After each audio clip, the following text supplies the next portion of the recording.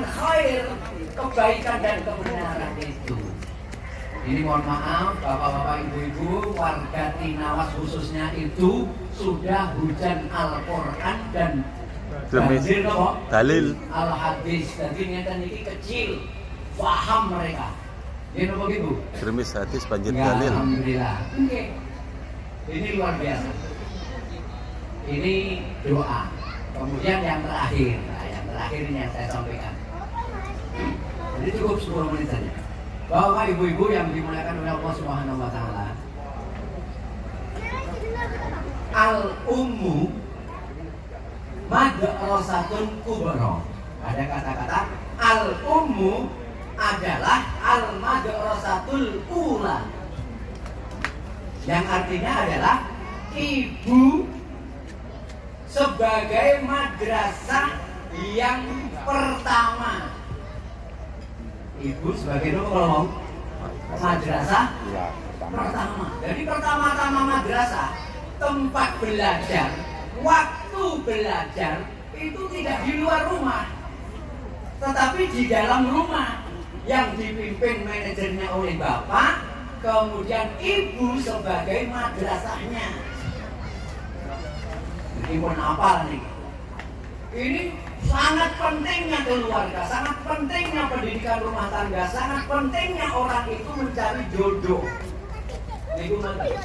Jadi mencari jodoh itu tidak sembarangan. Memilih orang itu tidak sembarangan. Memilih pasangan itu tidak sembarangan. Memilih partai itu tidak sembarangan. Harus menggunakan kecerdasan. Ini nggak kampanye loh, nggak lagi kampanye. Kampanye loh, mana nih? Nggak kampanye. Ini murni. Mencari istri itu nggak sembarangan. Mencari jodoh itu harus milih-milih. Li jamali hali nasabiha walidiniha. Itu ngendikane Nabi.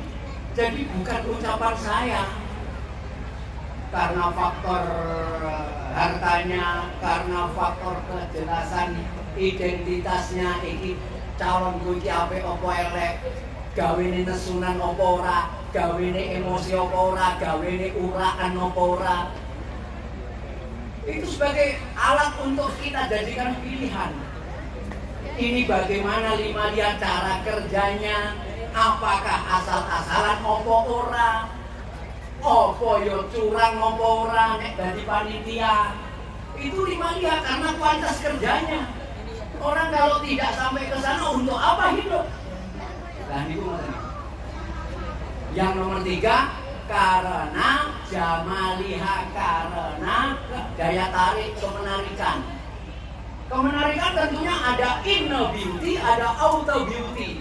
Dari aspek fisik menarik, dari aspek innernya, kepribadiannya, keramah tamahannya, ini juga mempunyai daya tarik.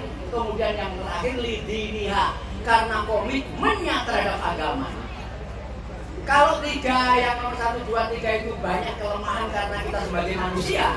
Kebetulan ada faktor lidiniha, Nabi Muhammad ngendika farlidatid, maka utamakanlah karena faktor agamanya. Taribat yada, niscaya engkau akan selamat dari selama kamu sekalian ini hidup, karena hidup itu tidak berhenti hanya sampai di dunia, tetapi akan diteruskan sampai akhirat.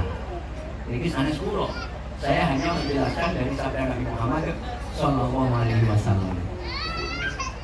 Jadi sejak dari hubungan suami istri itu sudah ada doanya.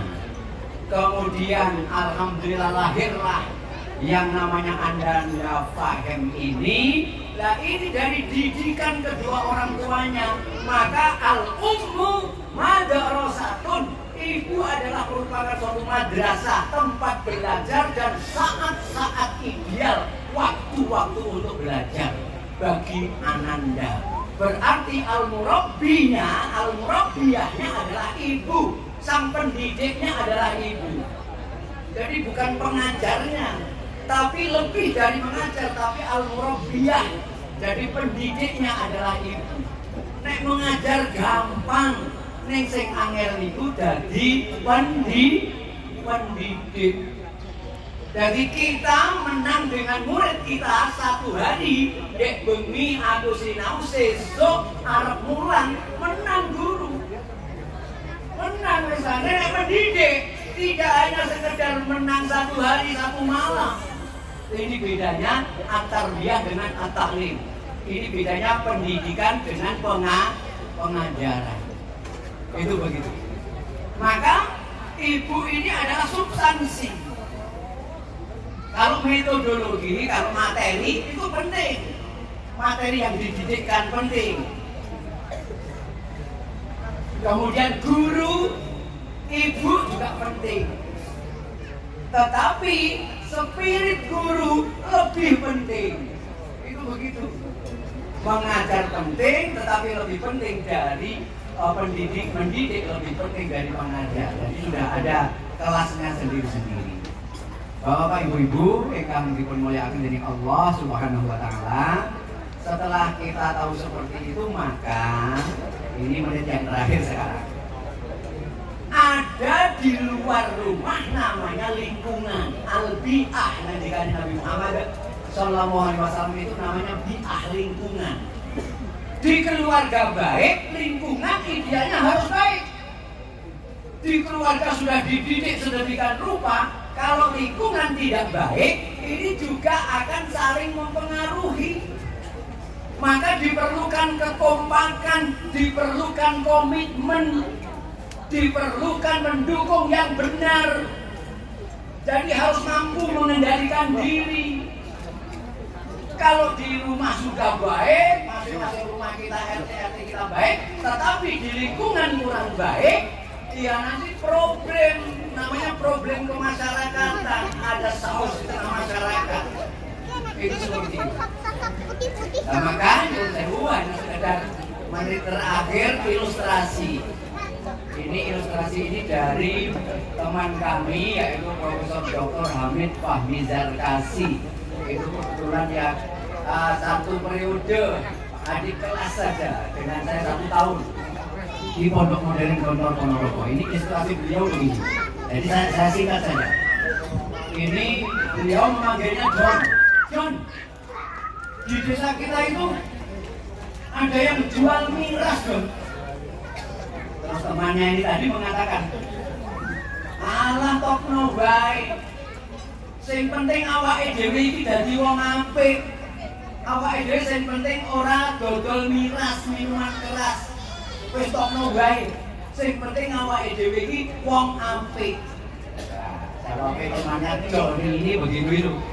Terus akhirnya 1 bulan kemudian, John, kowe ndek ben kondo sing penting awake dhewe iki dadi wong apik. Saiki wis narik di luar napas sing yo tuku.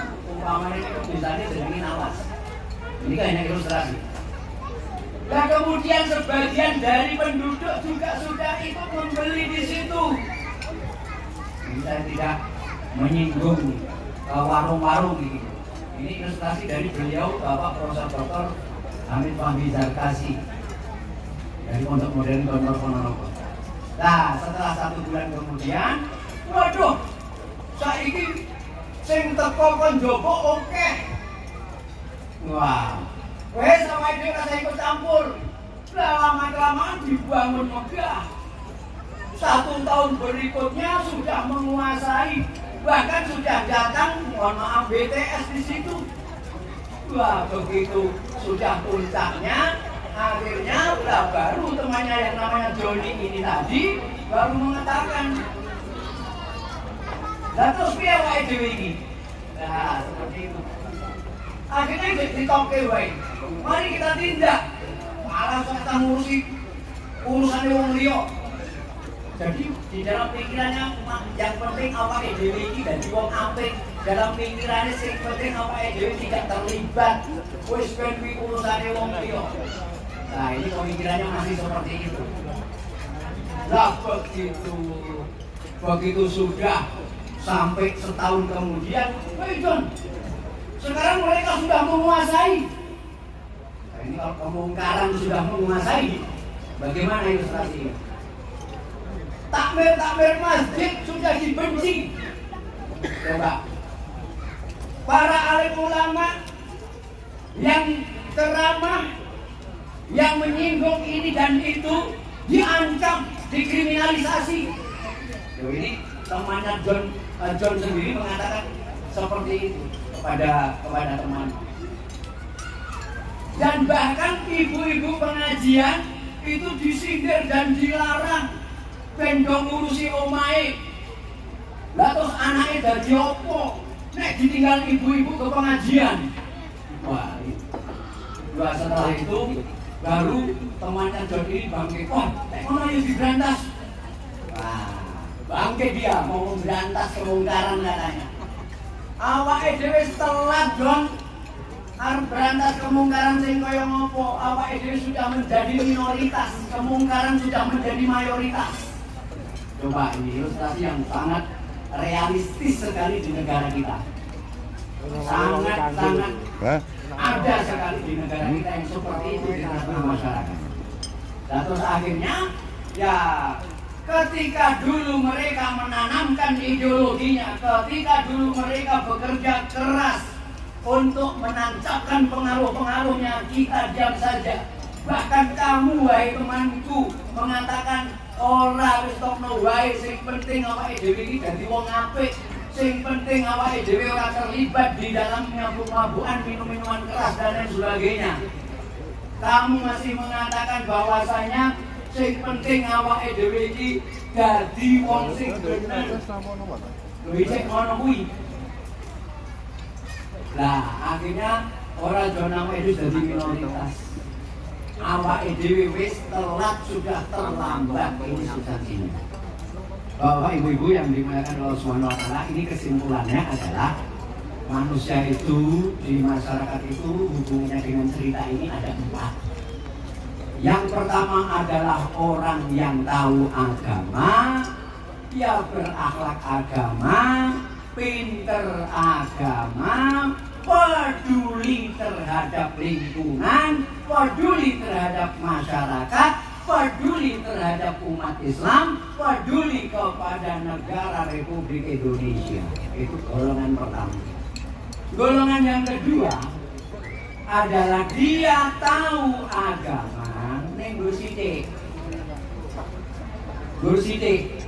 Dia melaksanakan hanya sebagian agamanya, tapi dia tidak peduli terhadap lingkungan, nggak peduli terhadap RT, nggak peduli terhadap RW, nggak peduli terhadap masyarakat generasi-generasi berikutnya, nggak peduli.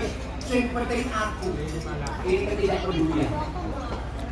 Nah, golongan yang ketiga, orang yang tidak tahu agama, orang melaksanakan agama, tidak berakhlak agama, otomatis tidak juga peduli. Ini golongan yang ketiga.